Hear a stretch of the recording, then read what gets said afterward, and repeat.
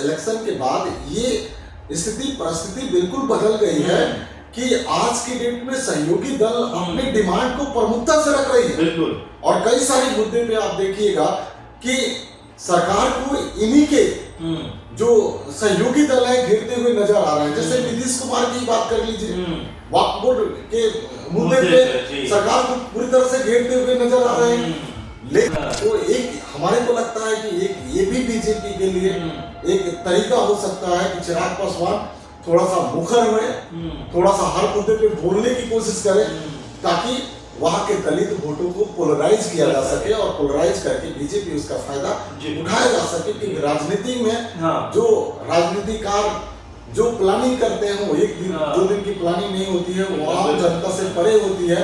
और उठा रहे हैं तो कहीं ना कहीं अगर दलित वोटर की ये बात नहीं करें, जो युवा वोटर हैं वो भी इससे सहमत है कि नहीं, कोई एक तो बंदा है जो आज भी अभी भी बिहार के स्पेशल पैकेज पे रुकने हैं। तो सरकार पूर्ण मेजोरिटी में है तो मासिक लेके भी जाते हो तो कोई फर्क नहीं पड़ता, लेकिन तुम्हारे से तुम हमारे को उतना ज्यादा डर क्रिएट नहीं कर सकते। लेकिन इंटरनल खाने की बात करें, जब अमित शाह से मीटिंग होती है तो ठीक हो जाते हैं, ठीक ठीक बातें करते हैं। मीडिया जब उनसे सवाल करती है तो मीडिया के सवाल को घुमा फिरा के जवाब देते हैं।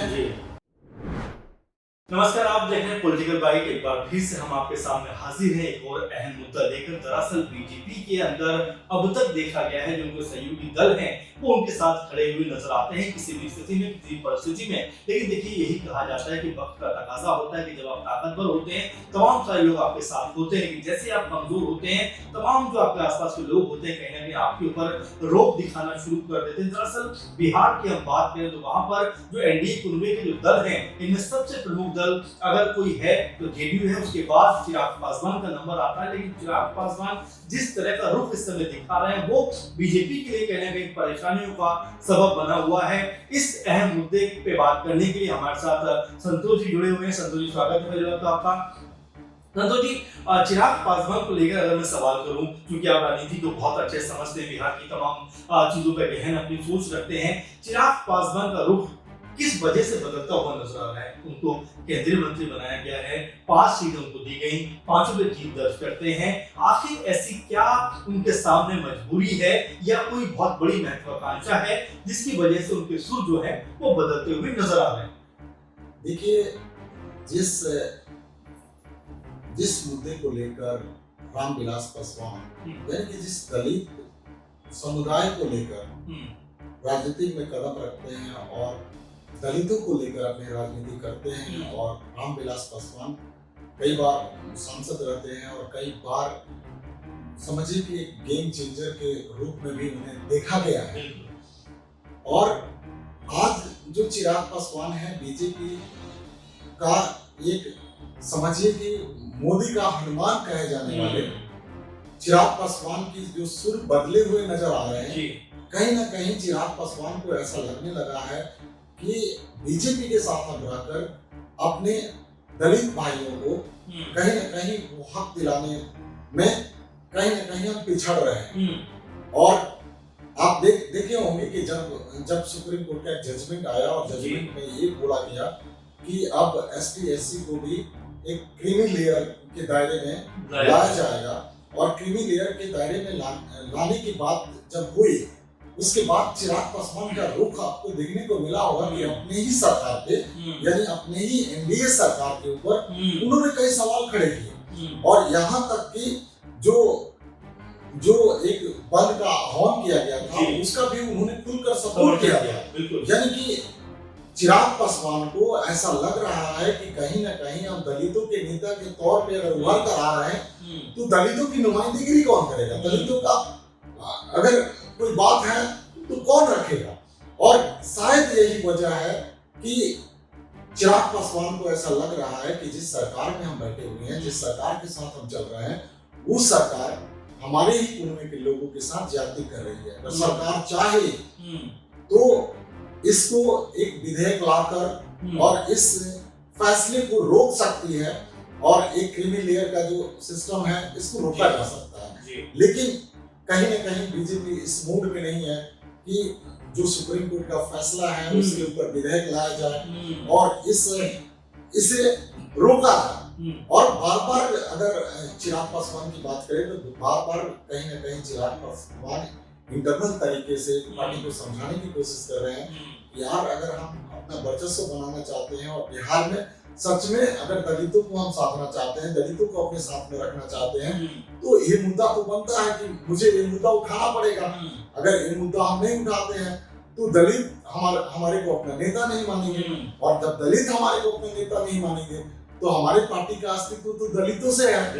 फिर हम कहाँ के रहेंगे, ना घर के रहेंगे ना घाट के रहेंगे। तो यही वजह है कि चिराग पासवान कहीं ना कहीं देखिए कि बीजेपी पे हमलावर नजर आ रहे हैं। और चिराग पासवान मिनिस्टर बनने के बाद बीजेपी के जब एनडीए का अलायंस हुआ, अलायंस के बाद आप देखिए कि चिराग पासवान कई मुद्दों पे सरकार को घेरते हुए नजर आए हैं। जैसे पहला मुद्दा आप देखिए कि ये जो बिहार विशेष राज्य का दर्जा हो गया, आप ये इलेक्टोरल मुद्दा हो गया, आप ये क्रिमिनल का जो मुद्दा हो गया, इसमें सरकार को बैक टू बैक हमलावर है। और सरकार को भी कहीं ना कहीं मीडिया, जो विपक्ष मीडिया है, वो घेरते हुए नजर आ रही है कि चिराग पासवान अब पार्टी छोड़ देंगे, पार्टी से छोड़कर अब आरजेडी ज्वाइन कर लेंगे। कई तरह की कयासबाजी का दौर चल रहा है। और इस कयासबाजी के दौर में आप देखिएगा कि कहीं ना कहीं चिराग पासवान कहीं रुकते हुए नजर नहीं आ रहे हैं। चिराग पासवान अपनी बातों को पूरा बेबाकी से रखते हुए नजर आ रहे हैं, अपनी बातों को बेबाक अंदाज में रख रहे हैं। उनको ये फर्क नहीं पड़ रहा है कि पार्टी हमारे को साथ में लेके चलेगी या दरकिनार कर देगी, क्योंकि अभी बीजेपी की मुश्किलों को चिराग पासवान समझ रहे हैं कि बीजेपी अभी के डेट में, अगर हम पूर्ण मेजोरिटी की बात करें, पूर्ण मेजोरिटी में नहीं है। अगर 2019 की बात कर ले या 2014 की बात कर ले, जिस फुल फॉर्म में बीजेपी थी, उस समय घटक दलों की कोई आवाज तक नहीं निकलती थी। भाई ठीक है, बीजेपी के साथ है तो है, लेकिन आज वो स्थिति परिस्थिति बदल गई। 2024 इलेक्शन के बाद ये स्थिति परिस्थिति बिल्कुल बदल गई है कि आज के डेट में सहयोगी दल अपनी डिमांड को प्रमुखता से रख रही है। और कई सारे मुद्दे पे आप देखिएगा कि सरकार को इन्हीं के जो सहयोगी दल है घेरते हुए नजर आ रहे हैं। जैसे नीतीश कुमार की बात कर लीजिए, वक्फ बोर्ड के मुद्दे पे सरकार को पूरी तरह से घेरते हुए नजर आ रहे हैं। लेकिन अगर सरकार के सहयोगी दल हैं तो सरकार के किसी भी निर्णय पे इन्हें एक सपोर्ट करना चाहिए, सपोर्टिव फॉर्म में रहना चाहिए। लेकिन कभी कभी इनके भी जो बगावती सुर दिख रहे हैं, इनके लिए मुश्किलें खड़ी कर रही है। क्योंकि विपक्ष तो इसीलिए बैठा है कि पक्ष में बैठा हुआ बंदा एक शब्द निकाले और हम तिल का ताड़ बना के प्रेजेंट कर दें कि ये पार्टी टूट रही है, बीजेपी सत्ता से हटेगी, गायब हो जाएगी, इनकी पार्टी में टूट पड़ गया। तो कभी नीतीश को लेकर इस तरह की चर्चाएं तेज हो जाती है, तो कभी चिराग पासवान को लेकर तेज हो जाती है। तो एक आध सीट लेके चिराग वो कहे मांझी बैठे हुए जीतन राम मांझी, उनको लेके सुर बदलने लगते हैं। तो बिहार में जो आगामी चुनाव 2025 को आप देख रहे हैं, इस लिहाज से चिराग पासवान भी कहीं ना कहीं बिहार में अपने अस्तित्व को मजबूत करते हुए नजर आ रहे हैं कि यही एक तरीका है जिससे कि हम अपने जनाधार को बिहार में मजबूत कर सकते हैं। और हो सकता है कि बीजेपी की भी एक रणनीति हो कि वहां पे नीतीश कुमार को यानी कि उस तरह से वेटेज ना देते हुए एक चेहरा बिहार में तैयार किया जाए।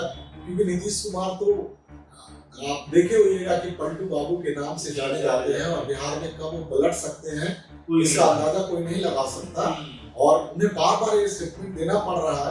आपने देखा होगा कि जब यहाँ पे शपथ समारोह हो रहा था दिल्ली में, तो वहां पे उन्होंने ये जब जाहिर करने के लिए कि नहीं, हम एनडीए के घटक दल हैं और हम एनडीए के साथ मजबूती से खड़े हैं। और वहां पे उन्होंने मोदी जी का पैर छूकर ये पूरे इंडी गठबंधन को एक संदेश दिया कि हम किसी भी कीमत पे अब एनडीए को छोड़कर नहीं जाएंगे, और अब हम जब तक रहेंगे राजनीति में हम एनडीए के साथ रहेंगे। लेकिन कई बार जो कयासबाजी का दौर है काफी तेज हो जाता है। और उस कयासबाजी के दौर में आप देखते होइएगा कि कई बार देखने को मिलता है कि भाई नीतीश ने पार्टी छोड़ने का किया ऐलान, नीतीश कुमार पार्टी छोड़ देंगे, नीतीश कुमार चले जाएंगे, नीतीश कुमार अब आरजेडी के साथ इलेक्शन लड़ेंगे।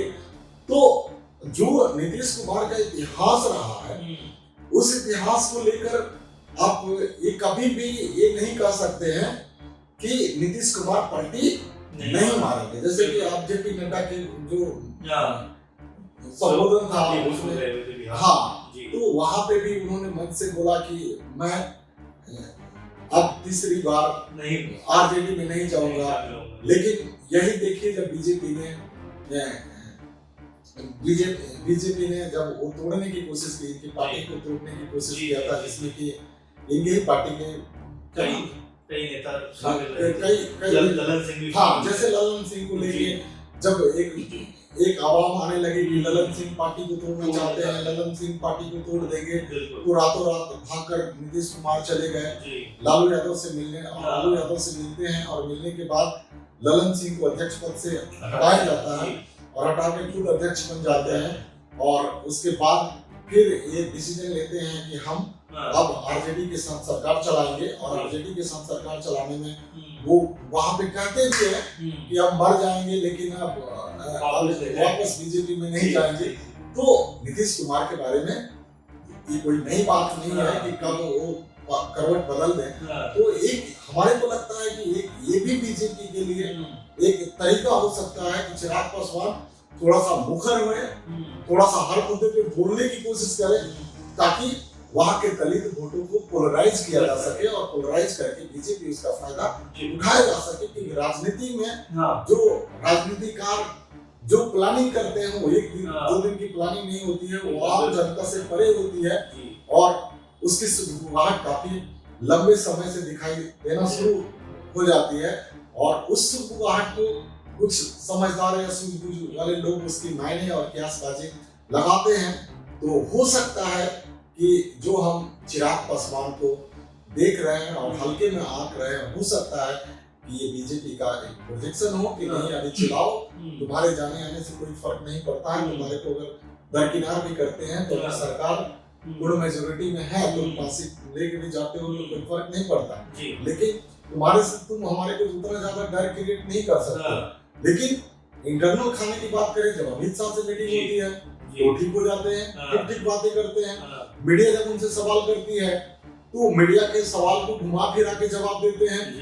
लेकिन उन्हें कहीं ना कहीं ऐसा अंदेशा, अभी पीछे आपका अंदेशा आया था कि उनका चाचा पशुपति पारस क्या है कि अमित शाह से मुलाकात करते हैं, तो अमित शाह से मुलाकात करते हैं तो ऐसे कयासबाजी का दौर चलता है कि चिराग पासवान के 3 सांसद कहीं ना कहीं संपर्क में हैं और बीजेपी में जा रहे हैं। और ऐसा हुआ भी कि जब ये सांसदों की मीटिंग बुलाते हैं तो कुछ सांसद नहीं पहुंचते हैं, तो वहां भी कयासबाजी का दौर चालू हो जाता है। लेकिन चिराग पासवान इस बात को बड़ी प्रमुखता से रख रहे हैं, मुस्तैदी से रख रहे हैं कि पार्टी टूटने से और ये होने से मैं नहीं टूटा हूँ और मैं नहीं टूटूंगा।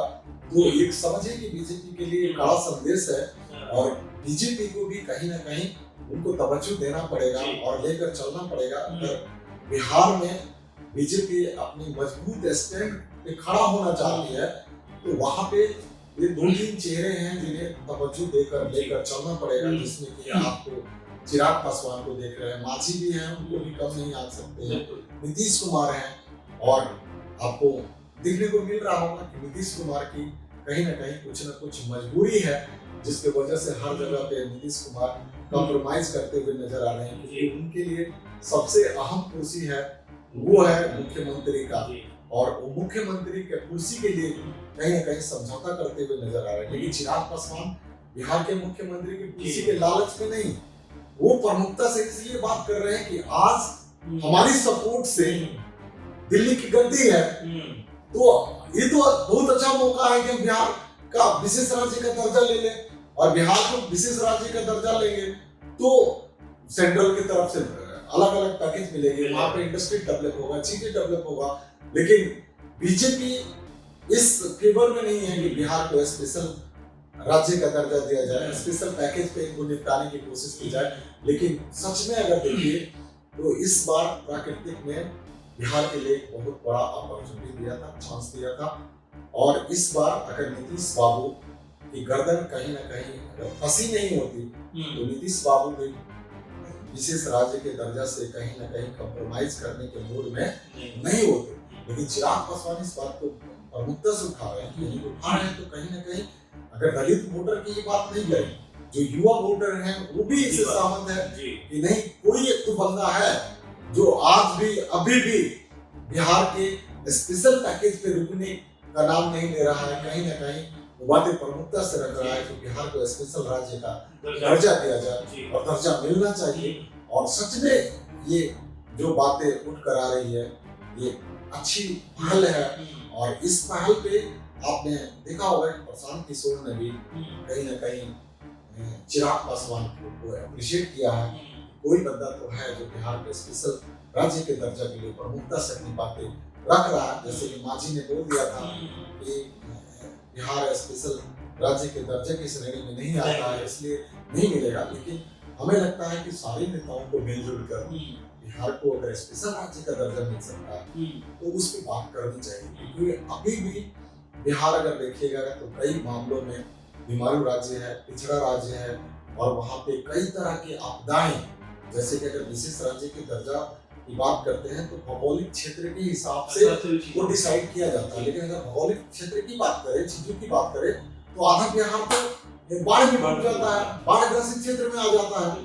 तो अगर उस स्थिति और परिस्थिति को अगर हम एनालिसिस करके अगर उसके ऊपर बात करें तो बिहार के राज्य का दर्जा के लिए कोई ना कोई रास्ता तो बन सकता है। जी बिल्कुल। सर एक चीज बस लास्ट में पूछना चाहूंगा कि चिराग पासवान के अंदर से ये डर है कि जिस तरह से 2020-21 की पार्टी तोड़ी गई, या एक बार फिर अगर ऐसा होता है तो कहीं ना कहीं उनके हाथ से फिर, क्योंकि बीच में खबर है कि 3 सांसद उनके बीजेपी में शामिल होने वाले, तो क्या उसको मद्देनजर रखते हुए बिहार के लिए वो स्टैंड ले रहे हैं कि अगर बीजेपी उनके 3 सांसद ले भी लेती है एक तरीके से तो कहीं ना कहीं वो अपनी पार्टी को बचा पाएंगे? क्योंकि लास्ट बार ये देखा गया कि उनके 6 में से 5 सांसद उनके चाचा छीन के ले गए। अब ऐसे में क्या यहाँ पर अपने आप को बचाने की, क्योंकि आने वाले 1 साल के अंदर विधानसभा चुनाव भी है, तो यहाँ पर क्या चिराग पासवान जो दलित वोट बैंक उनके साथ रहा है और जो युवा वोट बैंक का जिक्र आपने भी किया, क्या उसको साधने के लिए भी कुछ इस तरह की बातें करते हुए नजर आ रहे हैं? देखिए, अगर बीजेपी चिराग पासवान को हल्के में ले रही है, हल्के में आंक रही है कि 3 हम सांसद को लेके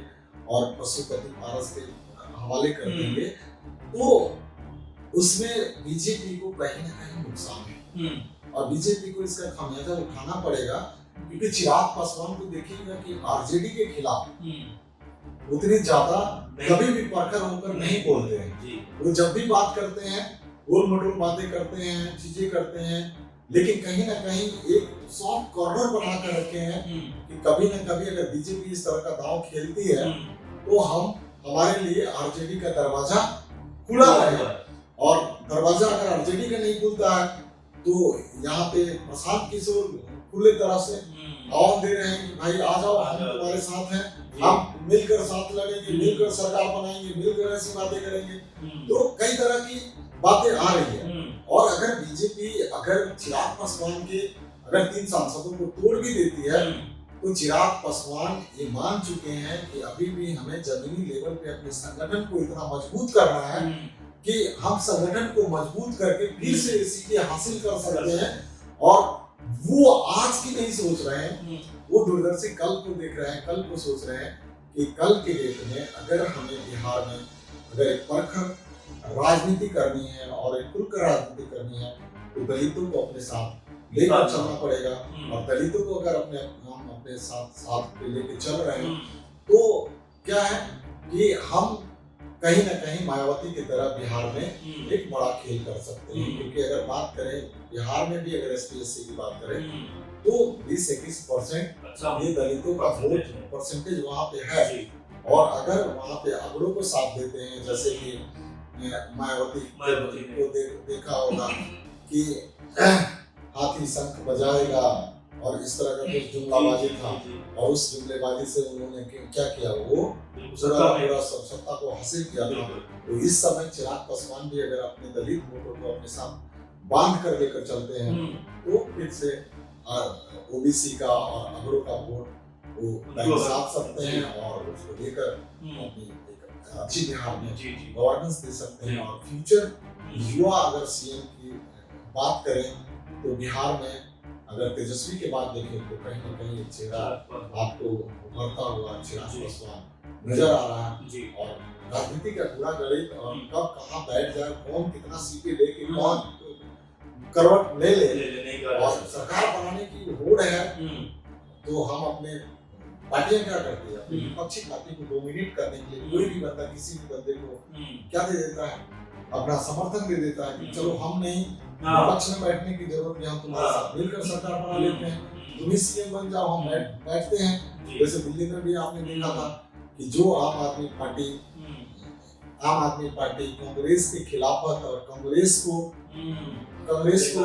ये भ्रष्टाचारी बता के, शीला दीक्षित को भ्रष्टाचारी बता के और ये करके सत्ता में आए, और जब कुछ सीटें कम आई तो वहां पे कांग्रेस का सपोर्ट लेकर सरकार बनाते हैं।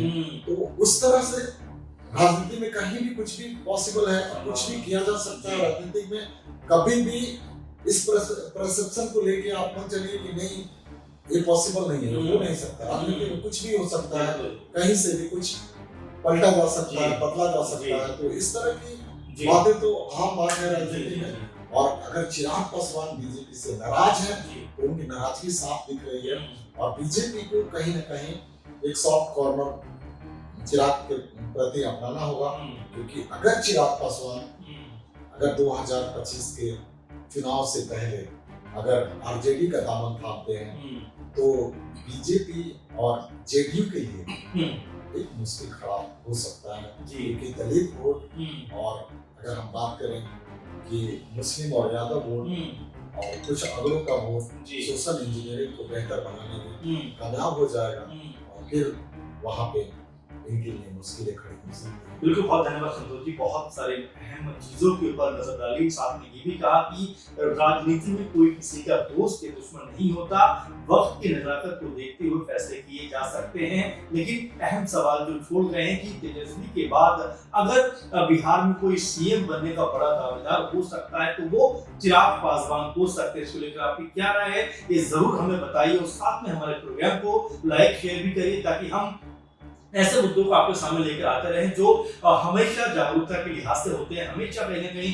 जो आइडियोलॉजी होती है जिस कह सकते हैं राज्य की और जिस तरह के लोगों की उनकी सोच को आपके सामने रख सके, इस पूरे मुद्दे को लेकर, इस पूरे डिबेट को लेकर आपकी जो राय है वो हम तक जरूर आप भेजिए, और लगातार हमारे चैनल को देखते रहिए। हम ऐसे तमाम मुद्दे आपके सामने लेकर आते रहेंगे। फिलहाल इस प्रोग्राम में इतना ही। संतोष जी आप हमारे साथ जुड़े, आपका धन्यवाद। आप सब हमारे साथ जुड़े, आपका धन्यवाद। नमस्कार।